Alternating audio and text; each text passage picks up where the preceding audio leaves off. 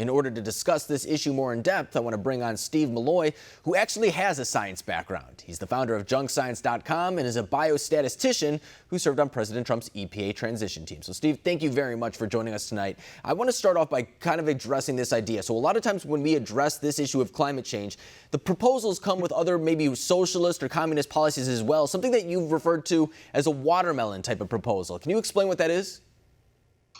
Well, sure. The proposals often appear to be green. They're couched in environmental terms. We're going to save the planet, clean the air, clean the water, make the planet safe for life.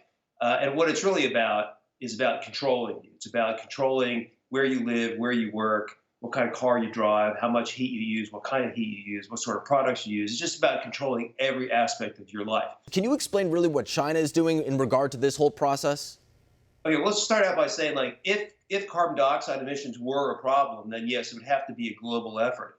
Now, moving over to India and China, these are two growing economies. Their emissions are going through the roof.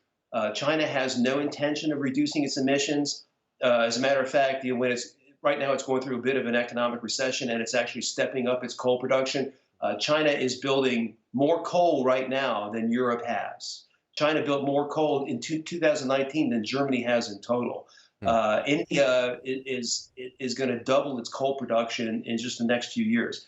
So these countries, the bottom line is greenhouse gas emissions, carbon dioxide, methane, they're never going down. We've got 7.7 billion people on the planet, a lot more coming this century. Everybody needs energy, they need places to live, we need food.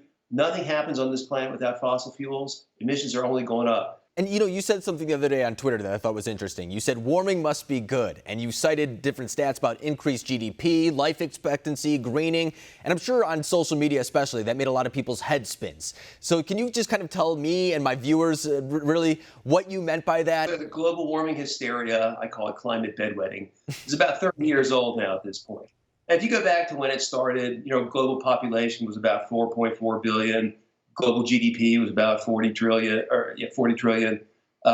Life expectancy was a lot less than it is today. Fast forward, during these last 30 years when, the climate hysterics, bedwetters, whatever, have just been saying, oh, there's all this terrible stuff going on. Well, in fact, by all the objective measures, we know that population has gone from 4.4 billion to 7.7 billion. I mean, that's good. I like people. Global GDP has gone from about 40 trillion to 88 trillion. That's great. We're all making more money. People are living longer, healthier lives, wealthier lives. The earth is greener than ever before. All the man-made CO2 emissions, what they really do is they help plants grow. And that's great for agriculture. It's great for wildlife. That's great for everything on the planet. So everybody's doing great by every objective measure. We just have all this climate hysteria where, every bad weather event has now been, traced back to fossil fuel emissions, which is, it's ridiculous from a scientific standpoint. But, that's what the mantra is. Is this a political question that people are just kind of using for their own advantage, or is this as existential as many people are saying at the very moment? It's a totally political question. There's no science to say it's an existential question. We just went over the last 30 years of climate hysteria and how actually things have gotten better. More CO2 in the atmosphere is going to make things even better for all of us. We're going to have more food. There's going to be more people living longer, wealthier lives. If we don't use there's no way to not use fossil fuels. You can't make electric cars. You can't make windmills. You can't make nuclear power plants. You can't do anything on this planet without fossil fuels. If we didn't have fossil fuels, people like Alexandria Ocasio-Cortez and Greta, they all want to, stop using fossil fuels in 11 years. If we did that, billions of people would die.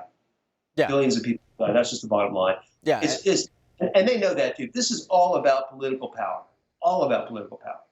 I think you're right. And, I hope you're right, too, because I'd love to continue this conversation. And if you're wrong, I guess we're dying anyways. But, Steve, thank you very much for joining us tonight.